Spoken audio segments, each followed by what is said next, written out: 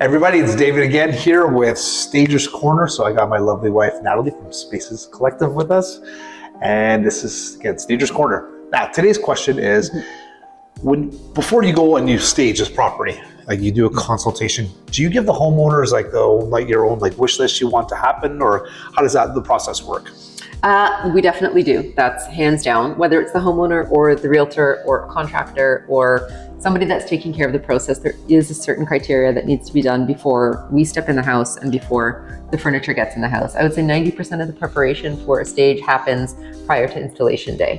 That comes in terms of cleaning, decluttering, painting, preparing each room, moving around furniture, that sort of thing. So there's a preparation process, and each client gets a checklist and constant communication to make sure that the property is prepared as we would like it in order to ensure a smooth installation.